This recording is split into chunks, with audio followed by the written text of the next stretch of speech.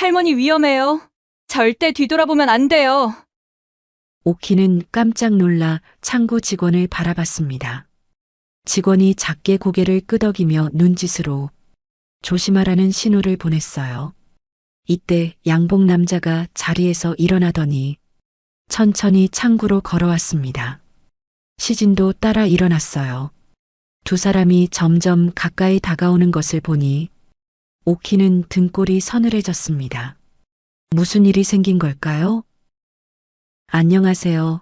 저는 대구 전통시장에서 30년째 한복집을 운영하고 있는 윤옥희입니다. 딸 하나 키우는 것이 전부였던 평범한 어머니가 모든 것을 잃을 뻔한 이야기를 들려드리려고 해요. 지금부터 들려드릴 이야기는 돈보다 소중한 것이 무엇인지, 그리고 진짜 가족의 의미가 무엇인지 깨닫게 해준 제 인생의 가장 힘들고도 값진 경험담입니다. 구독과 좋아요는 큰 힘이 됩니다. 공감 댓글로 함께 해주세요. 대구 전통시장 한복집 앞으로 아침 해가 비스듬히 내려앉습니다. 윤옥희는 오늘도 어김없이 새벽 6시에 눈을 뜨고 가게 문을 열었습니다. 70이 되어도 허리는 곱고 손놀림은 여전히 빠릅니다. 30년 동안 한자리에서 지켜온 이 작은 한복집이야말로 오키의 전부였거든요. 윤 사장님 아침 일찍 나오셨네요. 옆 가게 아주머니가 인사를 건넵니다. 그럼요. 손님들 한복 지을 것들이 많은데 늦을 수 있나요? 오키는 환한 미소로 답하며 진열장을 정돈합니다. 색동저고리부터 우아한 한복까지 모든 옷감에는 오키의 정성이 깃들어 있었습니다. 한복집 벽면에는 딸 수민이의 사진이 여러 장 걸려 있습니다. 대학 졸업사진, 교사 임용 합격 기념사진, 그리고 가장 최근 것은 작년 명절에 찍은 가족사진이었죠. 사진 속 수민이는 환하게 웃고 있었습니다. 35의 나이에도 여전히 어린아이 같은 모습으로요. 우리 수민이는 참 착해요. 서울에서 교사 생활하느라 바쁜데도 자주 안부 전화를 하거든요. 오키는 단골 손님에게 자랑스럽게 말합니다. 위암 수술 받고 완전히 나았다고 하니까 얼마나 다행인지 몰라요. 건강하게만 살아줘도 이 엄마는 소원이 없습니다. 실제로 수민이는 몇 년 전 위암 초기 진단을 받고 수술을 받았었습니다. 당시 오키는 하늘이 무너지는 줄 알았죠. 하지만 다행히 조기 발견이었고 수술 후 완전히 회복되었다고 했습니다. 그 이후로 수민이는 더욱 건강관리에 신경 쓰고 있다며 어머니를 안심시켜 왔거든요. 오후 2시경 사위 강시진이 가게에 들어섭니다. 어머니, 안녕하세요. 아이고, 강서방. 갑자기 웬일이야? 오키는 반갑게 맞습니다. 시진은 40살의 사업가로 평소에도 장모를 잘 챙기는 편이었습니다. 서울 올라가는 길에 잠깐 들렀어요. 어머니 드실 거 좀 사왔습니다. 시진은 정성스럽게 준비한 선물 상자를 내려놓습니다. 수민이는 어때? 오키가 물어봅니다. 네, 건강하게 잘 지내고 있어요. 요즘 학교 일이 많아서 좀 바쁘긴 하지만요. 시진의 대답에 오키는 안도의 표정을 짓습니다. 그래, 건강하면 됐어. 너무 무리하지 말라고 전해줘. 어머니도 몸 조심하세요. 혼자 사시니까 걱정이 돼요. 시진은 진심으로 걱정하는 듯 했습니다. 나야 뭐 이렇게 일하는 게 좋아. 손님들하고 이야기하고 바느질하고 있으면 하루가 금세 가거든. 오키는 웃으며 말합니다. 저녁 무렵 오키는 혼자서 저녁을 차려 먹습니다. 간소한 밥상이지만 만족스럽습니다. 평생 성실하게 모아온 돈이 은행에 제법 쌓여 있고 이 한복집도 나름의 단골 손님들이 있어서 생활하는 데는 큰 어려움이 없었거든요. 수민이만 건강하면 나는 다 괜찮다. 오키는 혼잣말을 중얼거립니다. 딸의 사진을 바라보며 따뜻한 미소를 짓죠. 멀리 떨어져 살고 있지만 가끔씩 사위가 안부를 전해주니 든든했습니다. 밤이 깊어지자 오키는 내일 배달할 한복의 마무리 작업을 합니다. 바늘땀 하나하나가 정성스럽습니다. 30년 동안 쌓아온 솜씨는 여전히 시장에서 소문이 날 정도였거든요. 내 손으로 만든 옷을 입고 사람들이 기뻐하는 모습 보면 보람 있어. 이렇게 평온한 일상 속에서 오키는 만족스런 하루를 마무리합니다. 내일도 새벽에 일어나서 가게 문을 열고 손님들을 맞이하고 바느질을 할 것입니다. 그리고 가끔씩 서울에 있는 딸과 사위 생각을 하며 따뜻한 하루를 보낼 것이죠. 평범하지만 소중한 일상이었습니다. 평온했던 일상은 그날 오후 급작스럽게 무너져 내렸습니다. 오키가 한복수선 작업에 한창 집중하고 있을 때 휴대폰 벨소리가 울렸습니다. 발신자는 사위 강시진이었죠. 여보세요, 강서방? 오키는 평소처럼 밝은 목소리로 전화를 받았습니다. 하지만 수화기 너머로 들려오는 목소리는 평소와 달랐습니다. 떨리고 다급했거든요. 어머니, 시진의 목소리가 심하게 떨렸습니다. 어머니, 지금 앉아 계세요? 충격적인 소식을 전해드려야 해서 오키의 가슴이 철렁 내려앉았습니다. 왜 그래? 무슨 일인데? 어머니, 수민이가 큰일 났습니다. 시진의 목소리에서 절망이 묻어났습니다. 암이 다른 곳에 생겼어요. 간까지 전이됐다고 의사가 그러네요. 뭐라고? 오키는 손에 들고 있던 바늘을 떨어뜨렸습니다.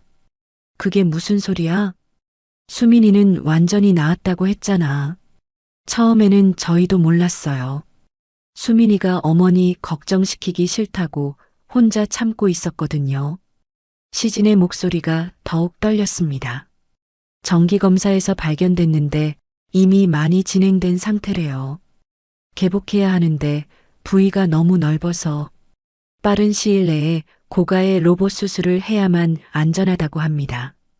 오키는 다리에 힘이 풀려 주저앉았습니다. 수민이하고 직접 통화 좀 해보자. 내가 수민이 목소리 들어야겠어. 떨리는 손으로 수민이의 번호를 눌렀습니다. 하지만 연결음 대신 기계음이 들렸죠. 고객님이 전화를 받을 수 없습니다. 수민이 전화가 안 받아져.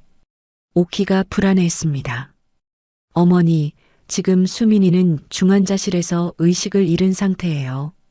전화를 받을 수 있는 상황이 아니거든요. 시진이 급히 설명했습니다. 지금 수민이는 어디 있어? 서울 암센터 중환자실에 입원해 있어요. 상태가 너무 안 좋아서 의식도 깨끗하지 못해요. 시진이 흐느끼기 시작했습니다. 내가 지금 당장 올라갈게. 기차표 알아봐야겠어. 오키가 벌떡 일어서려 했습니다. 하지만 시진이 급히 말렸습니다. 안 돼요, 어머니. 지금은 절대 면회 불가해요. 수술 전이라 감염 위험 때문에 가족도 못 들어가게 해요. 그럼 나는 어떻게 해? 내 딸이 죽어가는데 곁에도 못 있다는 거야? 오키의 목소리가 절규에 가까웠습니다. 어머니, 제발 진정하세요. 지금 가장 중요한 건 수술비예요. 로봇 수술비가 당장 5천만 원이 필요해요. 죄송하지만 한 번만 도와주세요. 5천만 원? 오키는 숨이 막혔습니다. 큰 돈이었지만 딸의 생명에 비하면 아무것도 아니었죠. 알았어. 내일 아침에 은행 가서 바로 보내줄게. 어머니, 내일까지 기다릴 시간이 없어요. 시진의 목소리가 더욱 절박해졌습니다. 의사가 오늘 밤이 고비라고. 수술 스케줄을 당기려면 오늘 밤 안에 수술비가 입금되어야 해요. 제발요, 어머니. 오키는 망설일 겨를이 없었습니다. 알았어. 지금 당장 은행에 갈게. 하지만 밤 시간이라 은행은 이미 문을 닫았죠. 이런, 은행이 닫혔잖아. 인터넷 뱅킹으로 해주세요. 아니면 새벽에 열리는 대로 바로요. 1시간 후 시진이 직접 대구로 내려왔습니다. 그의 손에는 두꺼운 서류 뭉치가 들려 있었습니다. 어머니, 이것 좀 보세요. 시진이 내민 것은 서울암센터 마크가 선명하게 찍힌 진단서와 수술 견적서였습니다.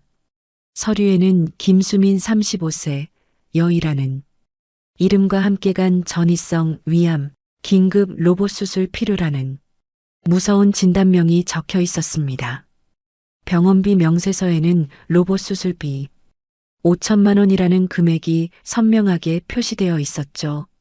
이게 정말이야? 오키는 서류를 떨리는 손으로 받아들었습니다. 공식적인 병원 마크와 의사의 도장이 찍힌 서류를 보니 의심할 여지가 없었습니다. 네, 어머니. 정말이에요. 수민이가 정말 위험해요.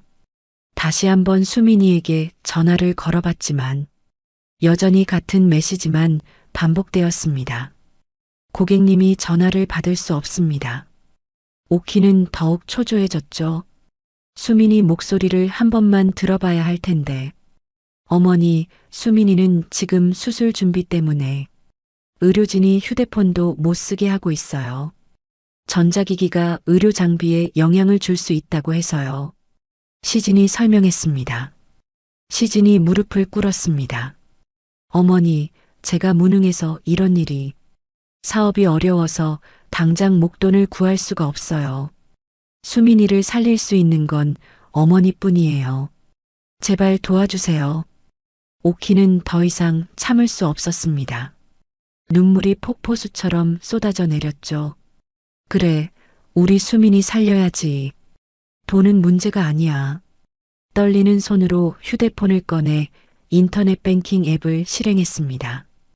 평생 모아온 돈 5천만 원이 순식간에 이체되었습니다. 고맙습니다, 어머니. 정말 고맙습니다.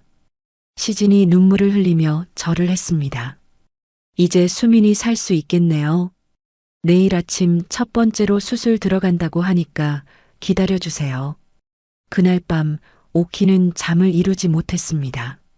수민이가 수술대 위에서 생사의 고비를 넘고 있을 생각에 가슴이 찢어지는 것 같았죠. 중간중간 수민이에게 전화를 걸어봤지만 여전히 연결되지 않았습니다. 제발 우리 딸 살려주세요. 내가 대신 아파도 되니까 수민이만 살려주세요. 밤새 기도했습니다.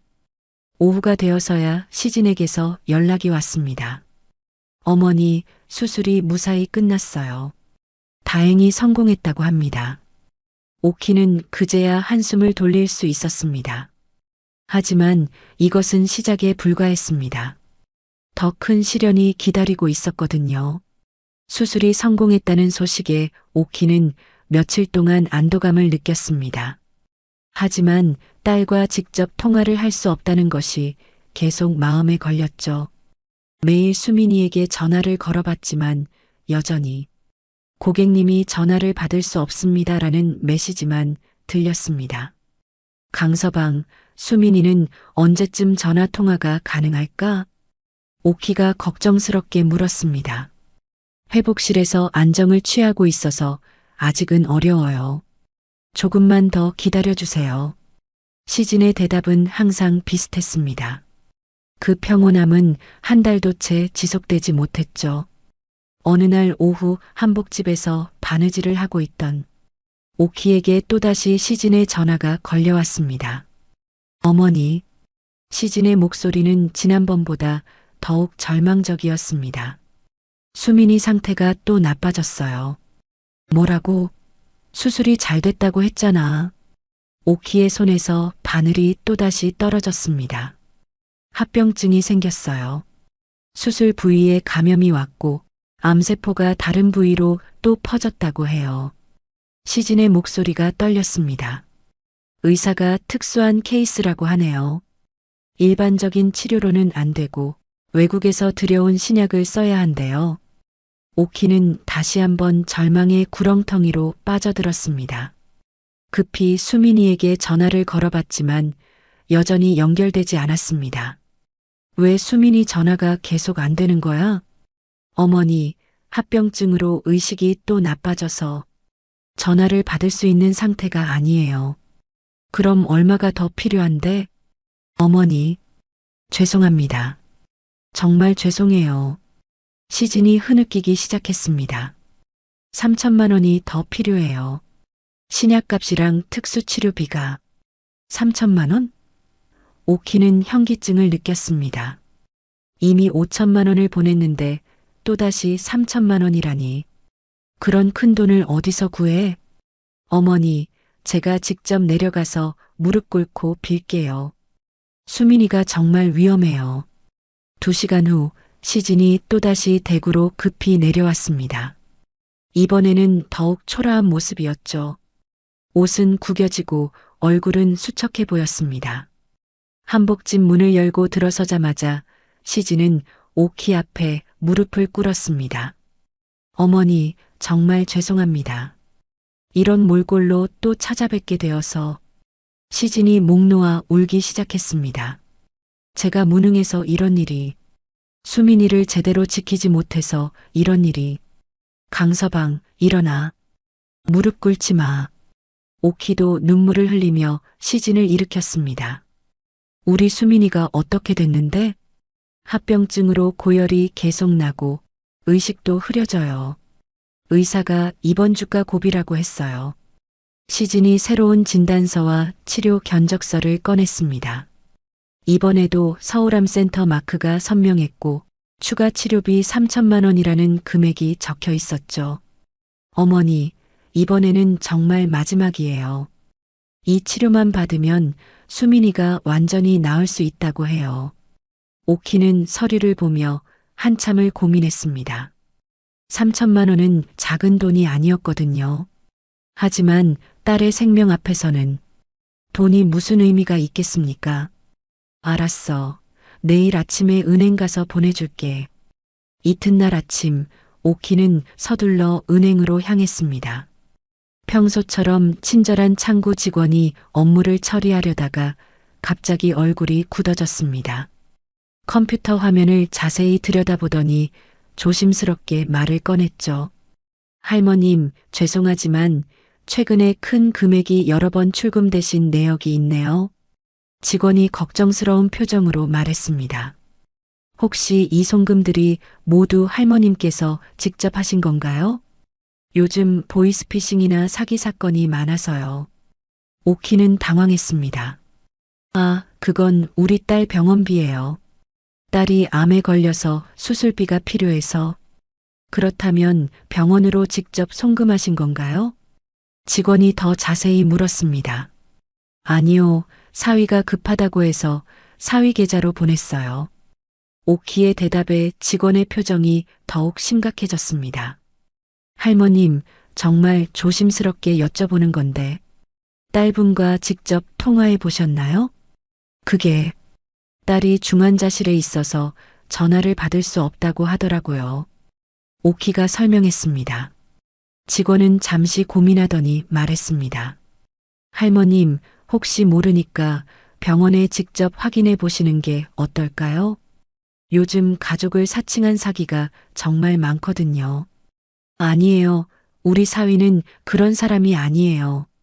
오키는 단호하게 말했습니다. 병원 서류도 다 보여줬고 진짜 급한 상황이에요. 결국 직원은 더 이상 말리지 못하고 송금을 처리해 주었습니다. 평생 모아온 돈이 또다시 순식간에 사라졌습니다. 어머니, 정말 감사합니다. 수민이가 살아나면 평생 은혜를 잊지 않겠어요. 시진이 오키의 손을 붙잡고 눈물을 흘렸습니다. 그런 소리 하지 마. 가족인데 뭘. 우리 수민이만 건강하면 돼. 며칠 후 시장 사람들 사이에서 수군거리는 소리가 들렸습니다. 오키 씨 사위가 요즘 좀 이상하다던데. 맞아. 자주 내려오는 것도 그렇고 뭔가 수상해. 도박이라도 하는 건 아닐까? 오키의 귀에도 이런 소문들이 들려왔습니다. 단골 손님 중 한 명이 조심스럽게 말을 꺼냈죠. 오키 씨 사위분 일로 시장에서 말이 많던데. 혹시 무슨 일 있는 거 아닌가요? 무슨 소리예요? 우리 사위는 수민이 병원비 때문에 고생하고 있어요. 오키는 단호하게 말했습니다. 사람들이 왜 그런 소리를 하는지 모르겠네요. 자식 살리는데 돈이 아깝다고 생각하는 사람 있나요? 하지만 소문은 계속 퍼져나갔습니다. 오키 씨 사위가 밤늦게 술집에서 큰 소리치며 놀았다더라. 누구랑 함께 있었는데 여자 같았다던데. 돈 쓰는 걸 보니 도박빚이 있는 것 같다더라. 이런 말들을 들을 때마다 오키는 화가 났습니다. 사람들이 왜 이렇게 남의 일에 관심이 많은지 모르겠어요. 딸이 아파서 고생하는데 그런 말이나 하고. 오키는 이웃들의 시선을 피해 더욱 조용히 지냈습니다. 그런데 정말로 이상한 일들이 하나둘씩 눈에 띄기 시작했습니다. 시즌이 내려올 때마다 차가 달랐고 옷차림도 계속 바뀌었죠. 때로는 고급 정장을 입고 오기도 하고 때로는 너무 초라한 모습으로 오기도 했습니다. 강서방, 요즘 너무 힘들어 보이는데 괜찮아? 오키가 걱정스럽게 물었습니다. 네, 어머니. 수민이 일로 스트레스를 많이 받아서요. 사업도 제대로 못하고 있고. 시진은 지친 표정으로 대답했습니다. 수민이는 치료 잘 받고 있어? 아직도 전화 통화가 안 되네? 네, 신약 치료가 효과가 있는 것 같아요. 아직 회복 중이라 전화는 좀 더 기다려야 할 것 같고요. 하지만 시진의 대답은 어딘가 애매했습니다. 구체적이지 않았죠. 오키는 점점 불안해졌습니다. 돈은 계속 나가는데 딸의 정확한 상태를 알 수 없었고 직접 목소리도 들을 수 없었거든요. 은행 직원의 말도 계속 마음에 걸렸습니다. 내가 서울에 올라가서 수민이 얼굴이라도 봐야겠어. 안 돼요, 어머니. 아직은 면회가 안 돼요. 조금만 더 기다려주세요. 시진은 항상 같은 대답이었습니다. 면회 불가, 조금 더 기다려달라는 말뿐이었죠. 오키는 답답했지만 어쩔 수 없었습니다. 의료진의 지시라면 따를 수밖에 없었거든요. 그런데 일주일 후 시진이 또다시 급히 대구로 내려왔습니다. 이번에는 이전과는 다른 표정이었어요. 절망적이기보다는 희망과 절박함이 뒤섞인 모습이었습니다. 어머니, 시진이 한복집 문을 열고 들어서며 말했습니다. 좋은 소식이 있어요. 그의 목소리에는 약간의 흥분이 섞여 있었습니다. 강서방, 무슨 일이야? 수민이가 좋아졌어? 오키는 바느질하던 손을 멈추고 시진을 바라봤습니다. 네, 어머니. 수민이 상태가 많이 안정되었어요. 수술 부위도 잘 아물고 있다고 해요. 오키는 안도의 한숨을 쉬었습니다. 그럼 이제 퇴원할 수 있는 거야? 그게 의사가 완전한 회복을 위해서는 재발 방지가 가장 중요하다고 하더라고요. 재발 방지? 오키가 고개를 갸우뚱했습니다. 네, 의사가 수민이한테 당분간 일을 그만두고 공기 좋은 곳에서 완전한 휴식을 취하라고 했어요. 스트레스가 재발의 가장 큰 원인이라고 하면서요. 시진이 의자에 앉으며 계속 설명했습니다. 그래서 지방 요양원들을 알아봤는데 수민이가 서울에서 너무 멀다고 싫어해요. 친구들도 못 보고 너무 외롭다고 하네요. 그럼 어떻게 하라는 거야? 오키가 걱정스럽게 물었습니다.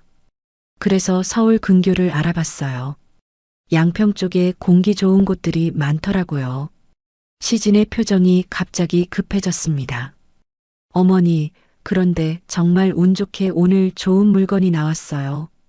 양평의 전원주택인데 원래 3억 5천만 원짜리를 금매로 2억 8천만 원에 내놓았대요. 금매라고? 오키는 처음 듣는 부동산 용어에 의아해했습니다. 네, 원래 주인이 급하게 돈이 필요해서 시세보다 훨씬 싸게 파는 거예요. 그런데 문제는 시진이 갑자기 초조한 표정이 되었습니다. 오늘 밤 12시까지 계약금을 입금해야 해요. 그렇지 않으면 다른 사람한테 넘어간대요.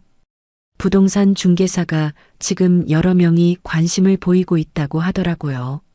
오늘 밤까지? 오키는 깜짝 놀랐습니다.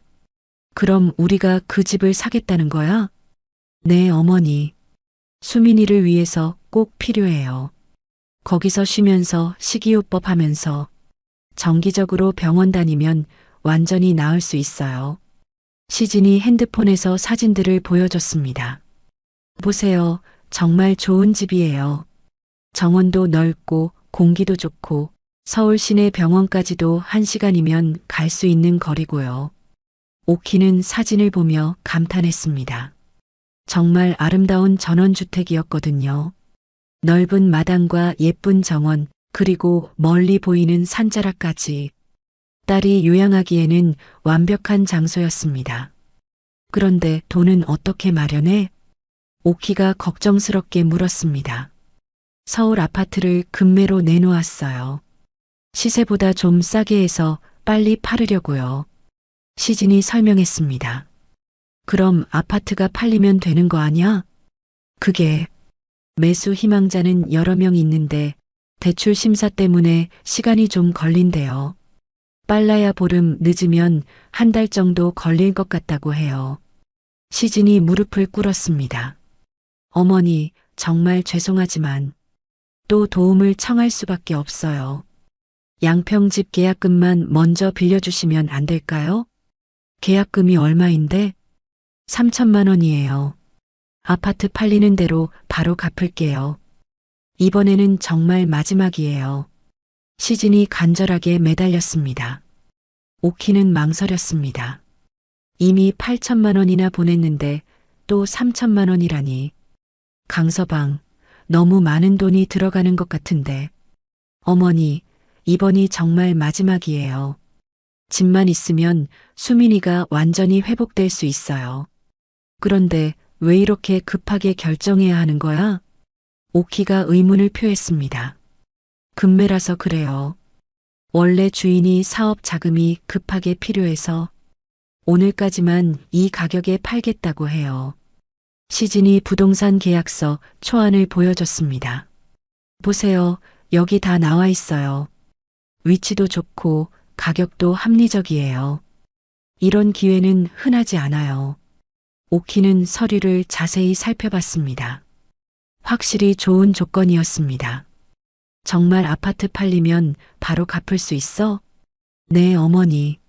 서울 아파트 시세가 14억 정도 되는데 12억에 급매로 내놓았거든요. 대출금 빼고도 충분히 남아요. 시진이 더욱 간절하게 매달렸습니다. 어머니, 수민이가 이 집 사진 보고 정말 좋아했어요. 여기서 엄마와 함께 지내면서 요양하고 싶다고 하더라고요. 수민이가 그렇게 말했어? 오키의 마음이 흔들렸습니다. 네, 병원에서 태어나면 바로 그 집으로. 이사해서 천천히 몸 회복하고 싶다고 해요. 오키는 한참 고민했습니다. 하지만 딸이 원한다면, 그리고 딸의 건강을 위해서라면 어떤 희생이라도 감수할 수 있었습니다. 알았어. 그럼 이 건물을 담보로 대출을 받아볼게. 정말요? 시진이 기뻐했습니다. 네, 우리 수민이를 위해서라면 뭐든지 해야지. 오키가 결심을 굳혔습니다. 하지만 강서방, 정말 아파트 팔리는 대로 바로 갚는다고 약속해. 네, 어머니. 목숨 걸고 약속드릴게요. 수민이가 완전히 나으면 평생 두 분께 효도하겠습니다. 시진이 오키의 손을 붙잡고 눈물을 흘렸습니다. 그날 밤 오키는 걱정 반 기대 반으로 잠을 이루지 못했습니다. 한복집을 담보로 잡는다는 것이 부담스럽긴 했지만 딸이 좋은 환경에서 완전히 회복할 수 있다는 희망 때문에 마음이 한편으로는 설레기도 했습니다. 수민아, 이제 정말 좋은 곳에서 엄마랑 함께 살 수 있겠구나. 오키는 딸의 사진을 보며 혼잣말을 했습니다. 비록 많은 돈이 들어갔지만 딸의 건강과 행복보다 소중한 것은 없었으니까요. 양평 전원주택 계약금 3천만 원은 오키의 통장에 있던 돈으로 송금했습니다. 하지만 잔금 2억 5천만 원은 큰 돈이어서 한복집을 담보로 대출을 받아야 했죠. 시진은 계약이 성사되어 기뻐했지만 오키는 걱정이 앞섰습니다. 어머니, 정말 감사해요. 이제 수민이가 좋은 환경에서 완전히 회복될 수 있겠어요. 시진이 감격해하며 말했습니다. 잔금은 언제까지 지급해야 하는데? 일주일이네요. 그때까지 대출만 받으시면 돼요. 알았어. 내일 은행에 가서 담보대출 빨리 해달라고 신청해 볼게. 오키가 말하자 시진이 급하게 말했습니다. 제가 함께 가겠어요. 아니야, 나 혼자 갈 수 있어. 자네는 집에서 기다려. 하지만 어머니, 괜찮아, 대출 신청하는 게 뭐 그리 어렵겠어? 자네는 수민이 병원 일도 챙겨야 하잖아. 다음날 은행 문 여는 시간에 오키는 시진을 한복집에 남겨두고 혼자 은행으로 향했습니다. 은행에 도착한 오키는 평소 친절한 창구 직원을 만났습니다. 안녕하세요, 할머님. 오늘은 무슨 일로 오셨나요? 담보대출 신청하러 왔어요. 집잔금 지급해야 해서요. 담보대출이요? 직원이 컴퓨터를 보더니 표정이 굳어졌습니다. 할머님, 최근 2달 동안 큰 금액을 여러 번 송금하신 내역이 있네요. 어제도 3천만 원을 송금하셨고, 이번에 또 대출까지 받으시는 건가요? 딸이 요양할 집을 샀거든요. 잔금을 지급해야 해서요. 할머님, 저희가 연락드리려고 했었는데, 오늘 날짜로 송금 지연 보류가 걸려 있어요. 송금 받으시는 분과 어떤 관계시지요? 내 사위예요. 강시진. 오키가 설명했습니다. 직원이 심각한 표정으로 말했습니다. 할머님, 그리고 담보대출은 심사가 필요해서 바로 승인되지 않아요. 보통 일주일 정도 걸립니다. 일주일이나요? 오키가 놀랐습니다. 네, 담보평가도 해야 하고 서류 심사도 해야 하거든요. 그런데 직원이 주변을 살피더니 조심스럽게 말했습니다. 할머님, 혹시 따님과 직접 통화해 보셨나요? 이때 직원이 업무를 처리하는 척하면서 작은 종이 쪽지를 오키에게 슬그머니 밀어줬어요. 할머님, 이것 좀 보세요. 오키가 쪽지를 펼쳐보니 이렇게 적혀 있었습니다. 할머님, 위험합니다. 절대 뒤를 돌아보지 마세요. 오키는 깜짝 놀라 창구 직원을 바라봤습니다. 직원이 작게 고개를 끄덕이며 눈짓으로 조심하라는 신호를 보냈어요. 할머님, 대출 서류 설명드릴게요. 그 전에 확인 좀 하겠습니다.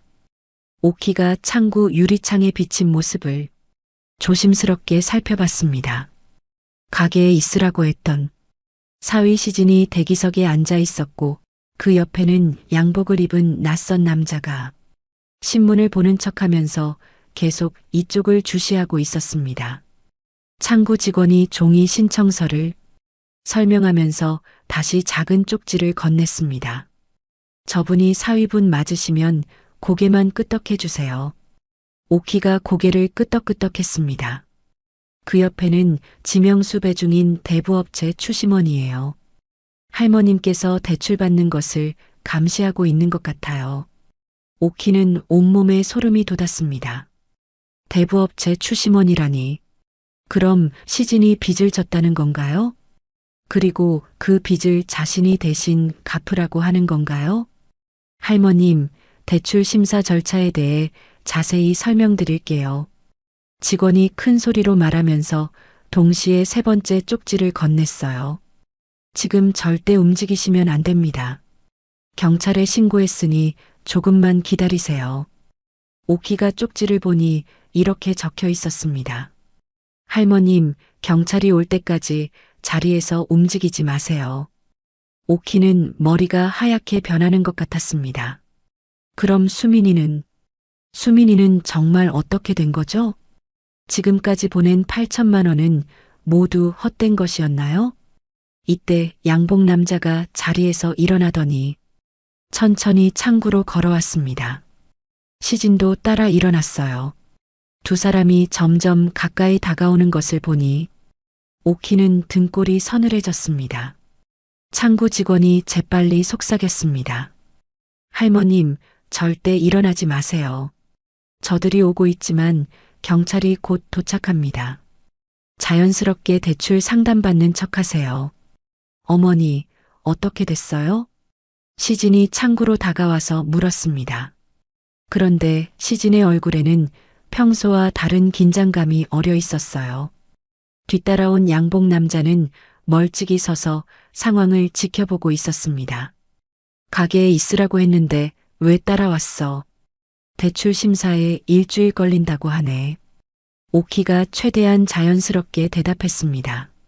하지만 속으로는 온갖 생각이 들끓었어요. 창구 직원의 말이 맞다면 모든 것이 거짓말이었다는 건가요? 일주일이요? 시진의 표정이 어두워졌습니다. 그럼 어떻게 하죠? 잔금 지급일이 얼마 남지 않았는데 양복 남자가 시진에게 다가와서 뭔가 속삭였습니다. 창구 직원이 큰 소리로 말했습니다. 할머님, 담보대출은 신중하게 결정하셔야 해요. 서류도 더 자세히 검토해 봐야 하고, 그리고 작게 속삭였어요. 경찰이 은행 입구에 도착했습니다. 조금만 기다려 주세요. 시진이 초조해하며 말했습니다. 어머니, 혹시 다른 방법은 없을까요? 좀 더 빨리 돈을 구할 수 있는. 양복 남자의 시선이 점점 날카로워지고 있었어요. 이때 은행 입구에서 움직임이 감지되었습니다. 창구 직원이 또다시 속삭였어요. 할머님, 지금 경찰이 들어오고 있어요. 계속 자연스럽게 행동하세요. 곧 끝납니다. 오키는 가슴이 두근거렸지만 최대한 침착하게 행동했습니다. 창구 직원이 대출 서류를 펼쳐놓고 설명하는 척하면서 계속 시간을 끌고 있었어요. 양복 남자가 뭔가 이상함을 감지했는지 시진에게 뭔가 급히 속삭였습니다. 시진의 얼굴이 더욱 창백해졌어요. 하지만 이미 때는 늦었습니다. 경찰들이 은행 안으로 조용히 들어오고 있었거든요. 오키는 창구 직원의 쪽지들을 주머니에 꽉 쥐고 있었습니다. 모든 것이 거짓말이었다면 자신이 얼마나 바보였는지, 그리고 가장 중요한 건 수민이가 정말 어디에 있는지 확인해야 한다는 것이었습니다. 오키는 창구 직원의 쪽지들을 주머니에 꽉 쥐고 있었습니다. 가슴이 두근거렸지만 최대한 침착하게 행동하려 노력했어요.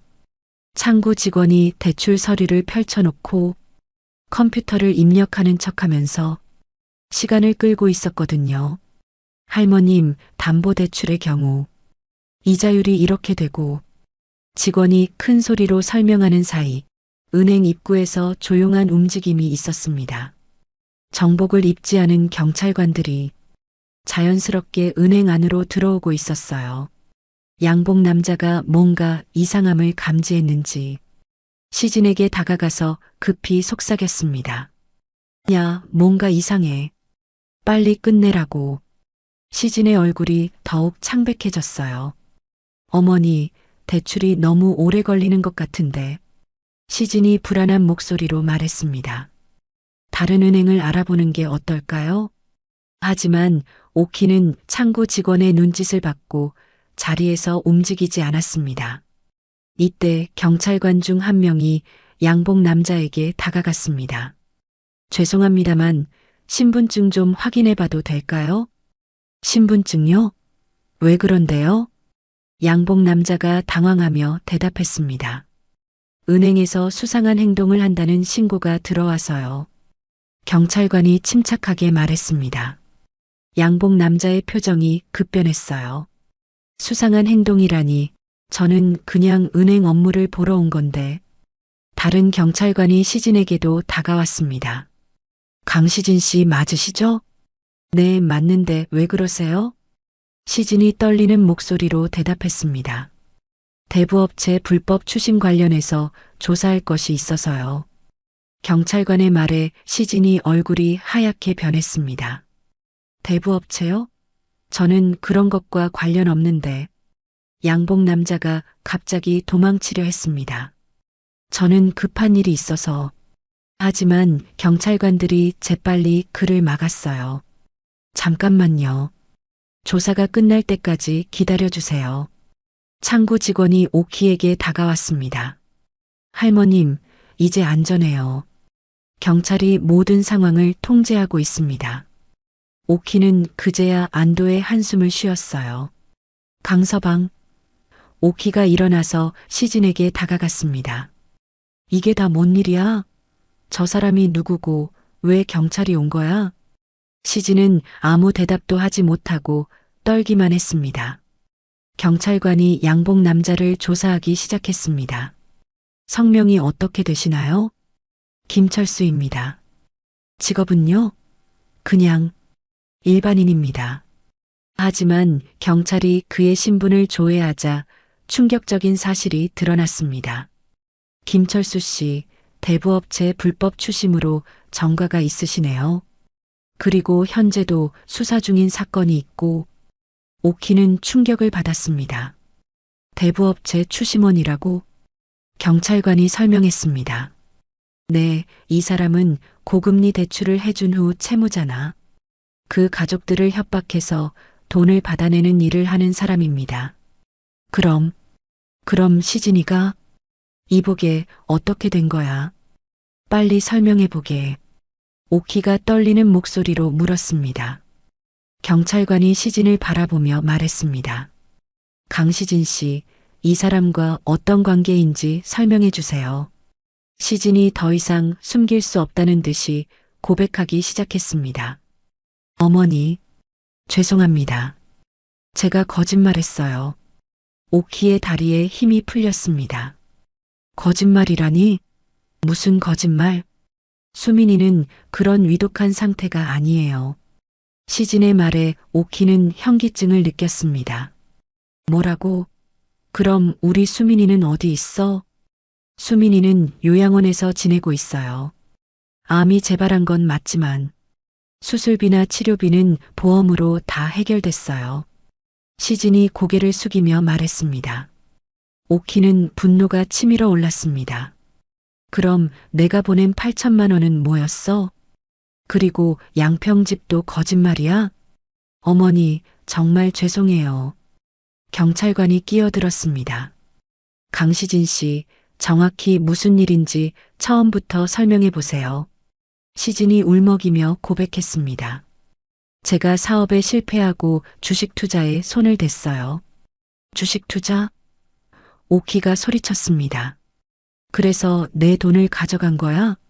어떤 여자가 주식으로 큰 돈을 벌 수 있다고 해서 그래서 어머니한테 받은 돈을 모두 투자했는데 김철수가 갑자기 소리쳤습니다. 야, 강시진.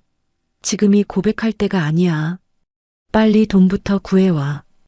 경찰관이 그를 제지했지만 이미 상황은 더욱 명확해졌어요. 경찰관이 조사를 계속했습니다. 그래서 주식 투자에 실패한 후 어떻게 됐나요? 모든 돈을 잃었어요. 그런데 그 여자가 갑자기 사라져버렸고 시진이 떨리며 대답했습니다. 이때 경찰관이 휴대폰으로 연락을 받더니 충격적인 사실을 발표했습니다. 조사 결과가 나왔습니다. 강시진 씨를 꼬드긴 여자와 이 대부업체가 한패였네요. 오키는 온몸이 떨렸습니다. 그럼 처음부터 계획된 사기였다는 거야? 경찰관이 설명했습니다. 네, 이들은 조직적으로 활동하는 사기단입니다. 특정 인물에게 여자를 접근시켜서 주식 투자를 유도하고 실패하면 대부업체에서 돈을 빌리게 만든 다음 가족들을 협박해서 돈을 뜯어내는 수법이죠. 그럼 시진이도 피해자란 말이에요? 오키가 물었습니다. 경찰관이 고개를 저었습니다. 피해자이기도 하지만 동시에 가해자이기도 합니다. 장모님을 속여서 돈을 받아낸 것은 분명한 사기죄에 해당하거든요. 김철수가 또 소리쳤습니다. 아, 이게 다 내가 돈을 제때 안 가져와서 그런 거야. 우리가 얼마나 기다려줬는데. 경찰관이 그에게 경고했습니다. 조용히 하세요. 시진이 계속 고백했습니다. 처음에는 정말 수민이 치료비가 필요하다고 생각했어요. 하지만 점점 빚이 늘어나니까 어머니한테 거짓말을 할 수밖에 없었어요. 양평집도 가짜야? 오키가 물었습니다. 그것도 거짓말이에요. 실제로는 제가 빚을 갚기 위해 어머니 돈이 필요했던 거예요. 시진의 고백에 오키는 주저앉을 뻔했습니다. 경찰관이 김철수를 체포하기 시작했습니다. 김철수 씨, 불법 채권 추심 및 공갈 혐의로 긴급 체포하겠습니다. 노아, 나는 정당한 거래를 한 거라고. 그리고 조사 결과 김철수와 공모한 여자도 체포됐습니다. 경찰관이 추가로 설명했습니다. 이 여자는 다른 피해자들에게도 같은 수법을 써서 수십억 원을 가로챘습니다. 시진도 함께 조사받게 되었습니다. 강시진 씨도 사기 혐의가 있으니 동행해 주세요. 어머니, 정말 죄송해요. 시진이 끌려가면서 울부짖었습니다. 오키는 창구 의자에 주저앉았습니다. 모든 것이 거짓말이었다니. 평생 모아온 돈 8천만 원이 모두 사라졌고 한복집까지 담보로 잡힐 뻔했어요. 그리고 가장 충격적인 건 시진이 조직적인 사기의 일환으로 자신을 속였다는 사실이었습니다. 창구 직원이 다가와서 위로했습니다. 할머님, 정말 다행이에요. 더 큰 피해를 막을 수 있어서. 하지만 오키는 눈물만 흘릴 뿐이었어요. 우리 수민이는 정말 어디 있는 거예요? 오키가 떨리는 목소리로 물었습니다. 경찰관이 대답했습니다. 조사해보니 부인은 경기도의 한 요양원에서 혼자 지내고 계신 것 같습니다. 오키는 가슴이 찢어지는 것 같았습니다. 딸이 혼자서 병마와 싸우고 있는 동안 자신은 사위의 거짓말에 속아 엉뚱한 곳에 돈을 보내고 있었던 것입니다. 경찰서에서의 조사는 밤늦게까지 이어졌습니다. 오키는 피해자 신분으로 진술을 하면서 충격적인 진실들을 하나씩 알게 되었어요. 담당 형사가 조사 결과를 설명해 주었습니다. 할머님, 정말 큰 사기 조직에 걸려드신 겁니다. 형사가 서류를 펼치며 말했습니다. 이 조직은 전국적으로 활동하면서 수백 명의 피해자를 낸 악질 사기단이에요. 수백 명이요? 오키는 깜짝 놀랐습니다. 네, 주로 고령자들을 대상으로 가족에 의료비나 사업자금이 필요하다며 접근하는 수법을 써왔습니다. 사위분도 이들의 덫에 걸린 거죠. 형사가 계속 설명했습니다. 조사해보니 사위분을 꼬드긴 여자의 이름은 박미영이라고 합니다. 이 여자는 사기단의 핵심 멤버로 특정 타겟에게 접근해서 주식 투자를 유도하는 역할을 했어요. 그럼 시진이는 어떻게 그 여자를 만났나요? 강시진 씨 말로는 작년 가을 사업상 모임에서 만났다고 합니다. 처음에는 단순한 만남인 줄 알았는데 점점 친해지면서 주식 투자를 권유받았다고 하네요. 오키는 가슴이 답답했습니다. 그럼 우리 수민이는 처음부터 모르고 있었던 거예요? 네, 부인은 남편이 바람을 피우고 있다는 사실도 거액을 잃었다는 사실도 전혀 모르고 계셨습니다. 형사가 더욱 충격적인 사실을 알려줬습니다. 그리고 할머님께서 보내신 돈 중 상당 부분이 이미 사기단에게 넘어갔습니다. 강시진 씨가 박미영에게 준 돈, 대부업체에 갚은 돈, 거의 회수가 불가능할 것 같습니다. 그럼 내 돈은, 내 평생 모은 돈은 다 날아간 거예요? 오키의 목소리가 떨렸습니다. 죄송합니다. 사기 사건의 경우 피해 회복이 매우 어렵습니다. 범인들이 이미 돈을 해외로 빼돌렸을 가능성이 높거든요. 이때 다른 형사가 들어와서 추가 소식을 전했습니다. 할머님, 사위분이 모든 걸 자백했습니다. 그런데 형사가 망설이더니 말을 이었습니다. 정말 충격적인 사실이 하나 더 있어요. 또 뭔가요? 오키가 불안하게 물었습니다.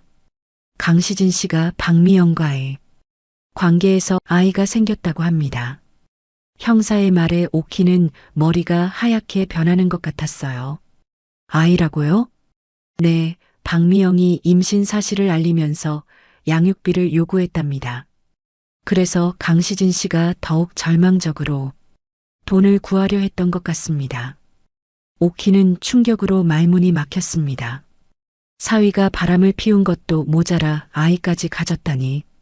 우리 수민이가 알면 얼마나 충격받을까요? 우리 수민이는 이 사실을 알고 있나요? 아직 모르실 겁니다. 강시진 씨가 끝까지 숨기려 했거든요. 형사가 안타깝게 말했습니다.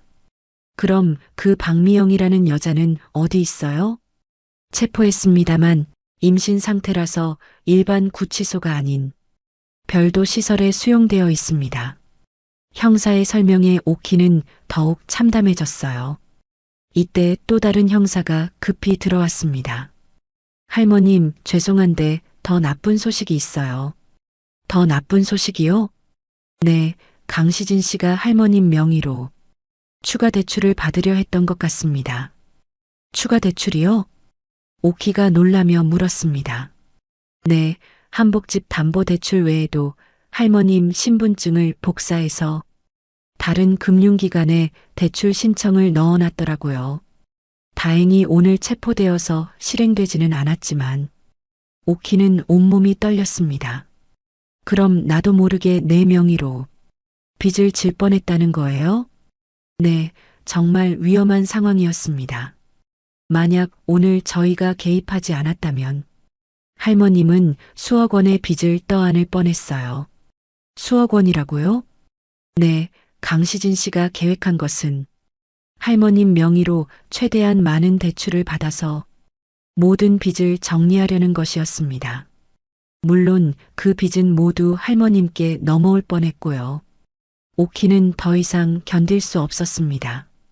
그럼 시진이는 나를 완전히 망하게 하려고 했다는 거네요? 안타깝게도 그런 것 같습니다. 절박함 때문에 판단력을 잃은 것 같아요. 형사가 위로의 말을 건넸습니다. 할머님, 정말 다행인 건 오늘 더 큰 피해를 막을 수 있었다는 것입니다. 은행 직원분이 신고해주지 않았다면 정말 큰일 날 뻔했어요. 그런데 이미 보낸 8천만 원은 돌려받을 수 없는 거죠? 현실적으로 매우 어렵습니다. 하지만 최선을 다해 수사하겠습니다. 형사의 말에 오키는 절망감을 감출 수 없었어요. 이때 면회실에서 소란스러운 소리가 들렸습니다. 시진이 큰 소리로 무언가를 외치고 있었어요. 어머니, 어머니, 정말 죄송해요. 저도 속은 거예요. 형사가 설명했습니다. 강시진 씨가 계속 할머님을 보고 싶다고 하는데 만나보시겠습니까? 오키는 한참 고민했습니다. 지금 시진을 만나면 무슨 말을 해야 할지 알 수 없었거든요. 만나봐야죠. 직접 들어야 할 말들이 있을 것 같아요. 오키가 결심을 굳혔습니다. 면회실로 향하는 길에 형사가 말했습니다. 할머님, 강시진 씨는 지금 정신적으로 많이 불안정한 상태입니다. 놀라지 마세요. 면회실에 들어서자 시진이 수갑을 찬 채 앉아 있었습니다. 평소의 멀쩡한 모습은 온데간데 없고 완전히 초췌해진 모습이었어요. 오키를 보자마자 시진이 울부짖기 시작했습니다. 어머니, 정말 죄송해요. 저도 어떻게 된 건지 모르겠어요. 처음에는 정말 수민이를 위해서였는데 시진의 말에 오키는 분노가 치밀어 올랐습니다. 수민이를 위해서라고? 그럼 바람 피운 것도 수민이를 위해서야? 아이 만든 것도 수민이를 위해서고? 오키의 목소리가 떨렸습니다. 시진이 더욱 절망적으로 울었습니다.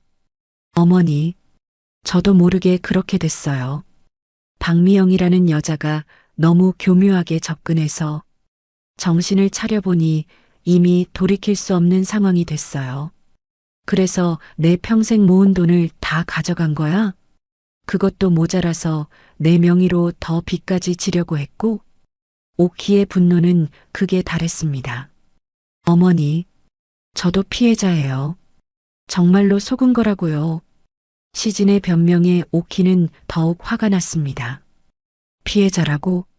그럼 우리 수민이는 뭐야? 혼자서 병원에 있으면서 남편이 바람 피우는 줄도 모르고 우리 수민이가 진짜 피해자지.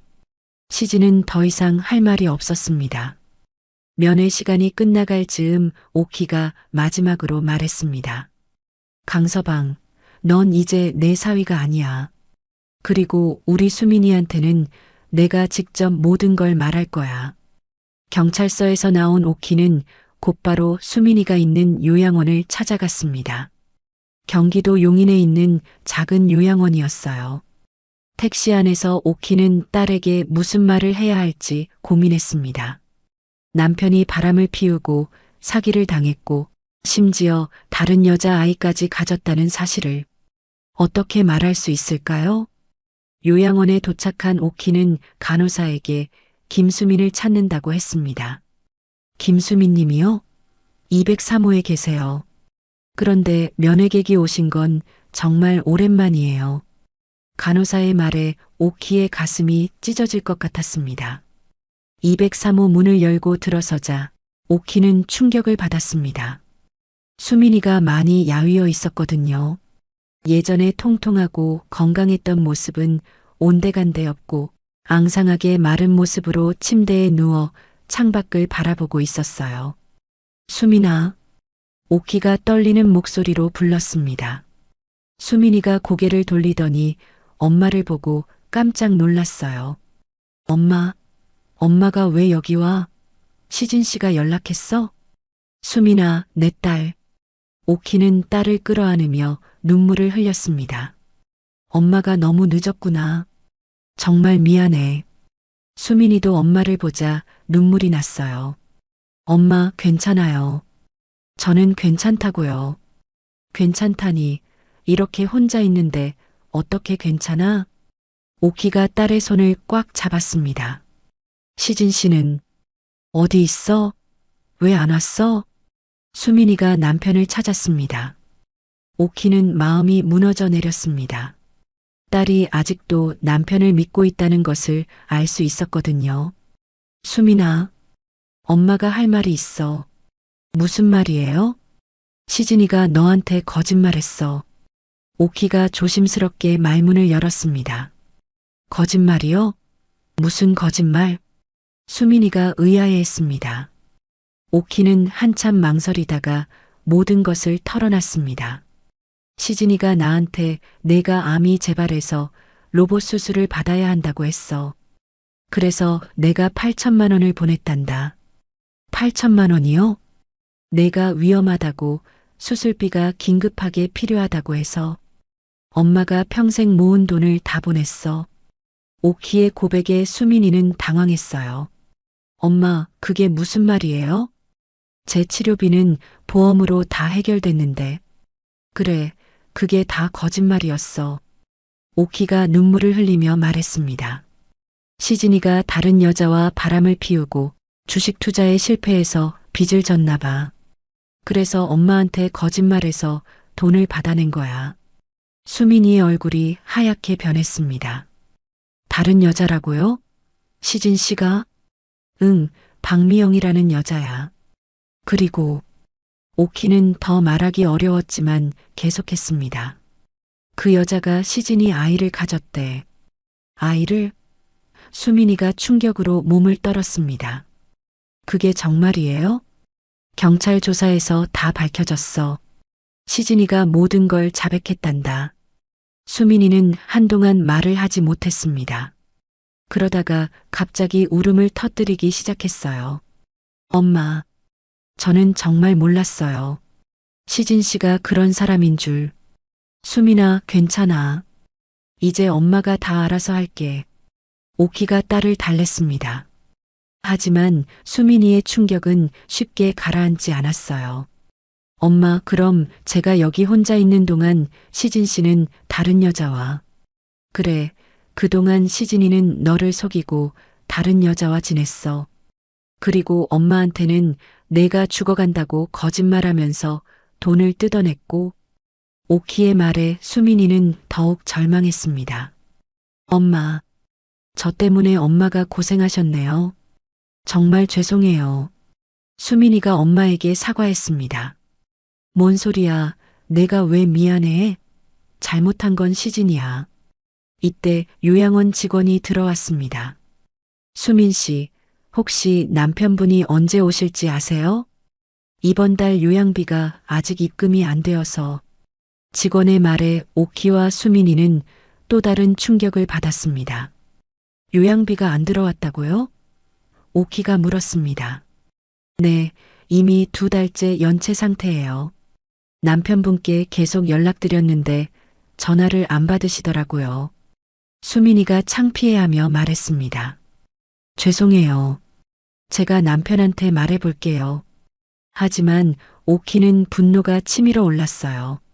시진이가 요양비도 안 냈다고 요양원 직원이 말했습니다. 수민 씨가 너무 불쌍해서 원장님께서 일단 머물 수 있게 해주신 거예요. 오키는 더욱 화가 났습니다.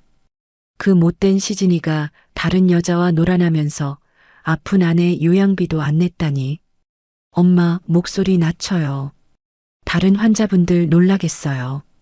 무슨 목소리를 낮춰? 이렇게 화날 일이 어디 있어? 오키가 분개했습니다. 수민아, 넌 이혼해야 해.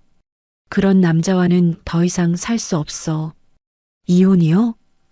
수민이가 놀랐습니다. 그래, 이혼해. 바람 피우고 사기치고 아픈 아내 버려두고. 이런 놈과 뭘 더 살아? 하지만 엄마. 하지만은 무슨. 그놈이 너한테 한 짓 생각해봐. 오키가 흥분했습니다. 다른 여자아이까지 가지고 엄마 돈까지 다 가져가고. 이런 놈 용서할 수 있어? 수민이는 눈물을 흘리며 말했습니다. 엄마, 저도 화가 나요. 정말 많이 화가 나요. 하지만 지금 당장 뭘 어떻게 해야 할지 모르겠어요. 일단 여기서 나가자. 오키가 결정했습니다. 엄마랑 함께 대구로 내려가서 몸부터 회복하고 그 다음에 이혼 수속 밟자. 대구로요? 그래, 엄마가 돌봐줄게. 혼자 이런 곳에서 외롭게 지낼 이유 없어. 오키가 단호하게 말했습니다. 하지만 엄마도 돈이 없으실 텐데. 돈은 엄마가 알아서 할 거야. 한복집 팔아서라도 너 치료비는 마련할게. 오키의 말에 수민이가 놀랐습니다. 한복집을 팔아요? 그럼 엄마는 어떻게 살아요? 너만 건강하면 엄마는 어디서든 살 수 있어. 그런데 시진이 때문에 한복집까지 담보로 잡힐 뻔했단다. 오키가 모든 상황을 설명했습니다. 수민이는 더욱 절망했습니다.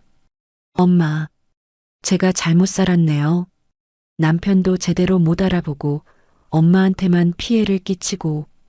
그런 소리 하지 마. 잘못한 건 시진이야. 이때 수민이가 갑자기 물었습니다. 엄마, 그럼 시진 씨는 지금 어디 있어요? 경찰서에 잡혀 있어. 사기죄로 구속될 거야. 오키의 대답에 수민이는 복잡한 표정을 지었어요. 그래도 한때는 사랑했던 사람인데.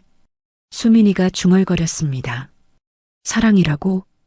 너를 이렇게 배신한 놈을 아직도 사랑한다고? 오키가 믿을 수 없다는 표정을 지었어요. 사랑하는 건 아니에요. 하지만 미워하기에는 너무 허무해요.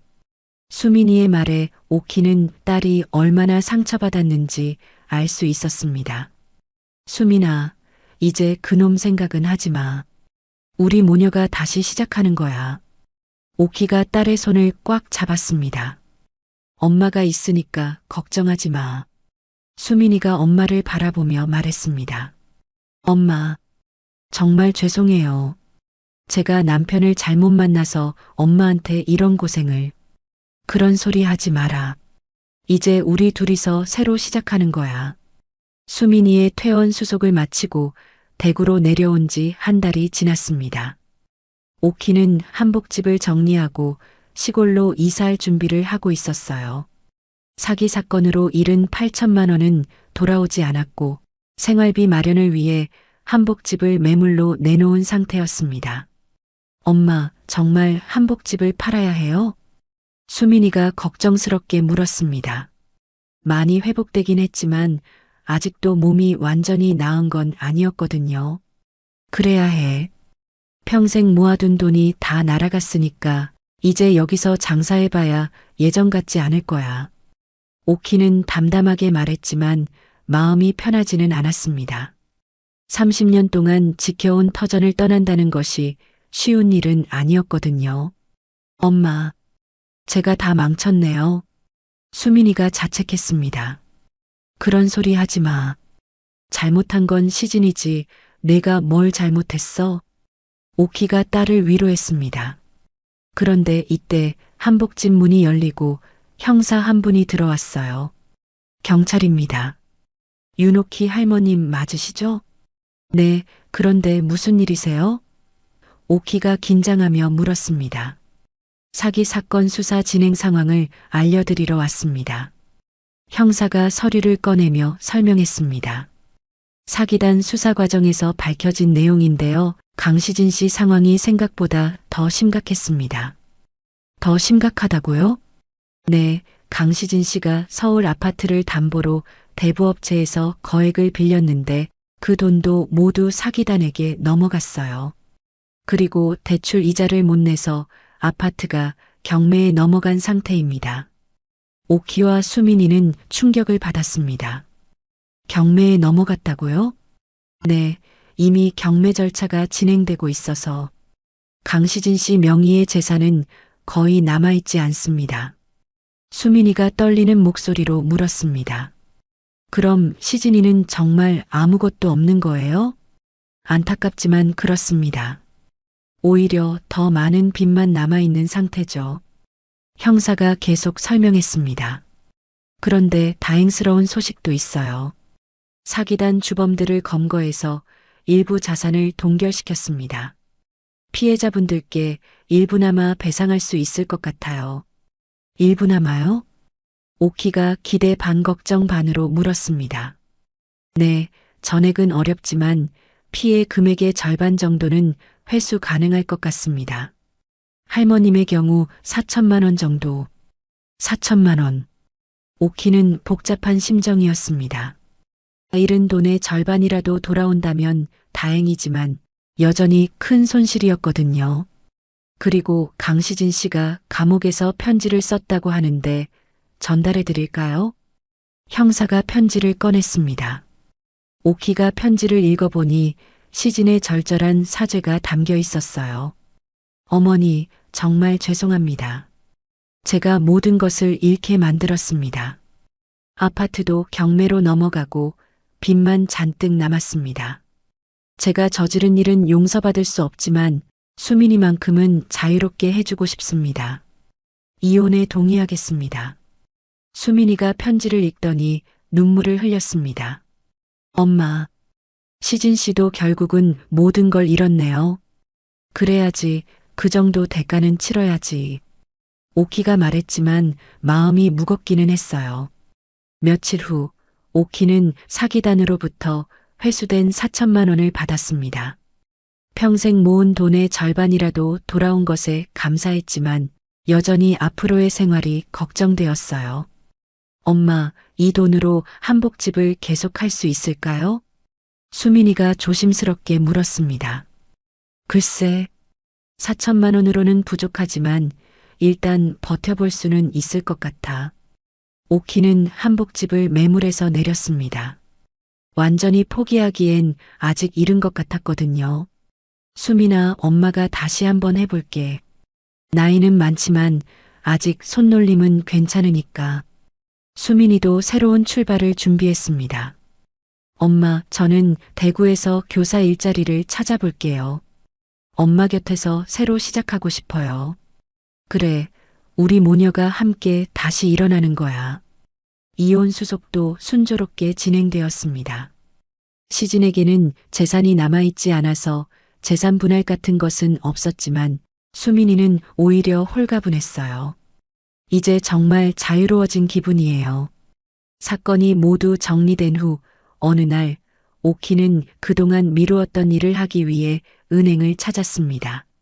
창구에서 그날의 은행 직원을 만났을 때 오키는 깊숙이 인사를 드렸어요. 정말 감사합니다. 오키가 진심을 담아 말했습니다. 그날 직원분이 아니었다면 저는 정말 큰일 날 뻔했어요. 아, 할머님. 그때 일 말씀하시는 거죠? 당연한 일 했을 뿐이에요. 직원이 겸손하게 대답했습니다. 당연한 일이라뇨. 직원분이 쪽지로 위험을 알려주시고 경찰에 신고해 주신 덕분에 더 큰 피해를 막을 수 있었어요. 한복집까지 담보로 잡힐 뻔했는데 오키의 목소리가 떨렸습니다. 할머님이 무사하셔서 정말 다행입니다. 요즘 이런 사기가 너무 많아서 저희도 항상 주의 깊게 보고 있거든요. 직원이 다정하게 말했습니다. 직원분 같은 분이 계셔서 얼마나 든든한지 몰라요. 정말 고마워요. 오키가 또 한 번 깊은 인사를 드렸습니다. 할머님께서 건강하시고 따님도 잘 계시니까 그게 제일 중요한 거 아니겠어요? 앞으로도 조심하시고요. 직원의 따뜻한 말에 오키는 마음 깊이 감동받았습니다. 오키는 그날 집으로 돌아가는 길에 생각했어요. 세상에는 나쁜 사람도 있지만 이렇게 다른 사람을 위해 선한 일을 하는 사람들도 많다는 것을. 그 은행 직원처럼 말이죠. 한 달 후 수민이는 대구의 한 초등학교에서 교사로 복직했습니다. 아이들을 가르치는 일이 다시 즐거웠고 건강도 점점 회복되고 있었어요. 엄마, 제가 월급 받기 시작하면 생활비 보태드릴게요. 수민이가 말했습니다. 고마워. 우리 둘이서 힘을 합치면 충분히 살 수 있을 거야. 오키가 웃으며 대답했습니다. 저녁 무렵 모녀는 함께 한복집을 정리하며 대화를 나누었습니다. 엄마, 힘든 일을 겪고 보니까 정말 중요한 게 뭔지 알겠어요. 뭐가 중요한데? 건강이요. 그리고 가족이요. 돈은 잃으면 다시 벌 수 있지만 건강과 가족은 잃으면 다시 찾기 어렵잖아요. 수민이의 말에 오키는 고개를 끄덕였습니다. 그래, 맞는 말이야. 엄마도 이번 일로 많이 깨달았어. 돈보다는 우리 가족이 건강하게 함께 있는 게 제일 소중한 거구나. 오키는 다시 바느질을 시작했습니다. 예전처럼 큰 돈을 벌지는 못하더라도 정성스럽게 만든 한복으로 조금씩 생활을 이어나갈 수 있을 것 같았어요. 단골 손님들도 하나둘씩 다시 찾아왔고요. 수민아, 우리 이제 정말 새로운 시작이다. 오키가 딸의 손을 잡으며 말했습니다. 네, 엄마. 이번에는 정말 행복하게 살아요. 어느 날 저녁 수민이가 학교에서 돌아와서 말했습니다. 엄마, 오늘 아이들한테 한복에 대해 설명해 줬더니 너무 좋아하더라고요. 엄마가 한복 만드는 분이라고 하니까 모두 신기해했어요. 그래, 우리 전통 문화를 아이들이 알아주니까 보람 있겠네. 오키가 웃으며 대답했습니다. 가을이 되자 한복집 앞 가로수 잎이 노랗게 물들었습니다. 오키는 창문을 열고 바람을 맞으며 생각했어요. 많은 것을 잃었지만 가장 소중한 것들은 지켜낼 수 있었다고 말이에요. 수민아, 엄마는 정말 행복해. 저도요, 엄마. 비록 힘들었지만 이제는 정말 새로운 마음으로 살 수 있을 것 같아요. 한복집에서 들려오는 재봉틀 소리와 모녀의 웃음소리가 거리를 따뜻하게 만들었습니다. 시련을 이겨낸 그들의 새로운 시작이었습니다. 돈은 잃으면 다시 모으면 되지만 가족의 사랑과 건강보다 소중한 것은 없다는 것을 깨달았거든요. 우리 앞으로도 계속 함께 이겨내자, 수민아. 네, 엄마. 앞으로는 건강도 더 잘 챙기고 열심히 살게요. 이제 진짜 행복한 날들이 시작될 것 같았습니다. 돈은 잃으면 다시 모을 수 있지만 가족의 건강과 사랑만큼은 그 무엇과도 바꿀 수 없다는 걸 뼈저리게 깨달았습니다. 평생을 성실하게 살아도 한순간에 모든 것을 잃을 수 있지만 진정한 가족이라면 어떤 시련 속에서도 함께 일어날 수 있다는 것을 배웠어요. 이제는 큰 욕심 부리지 말고 우리 수민이와 건강하게 하루하루를 소중히 살아가는 것이 진짜 행복이라는 걸 알았습니다.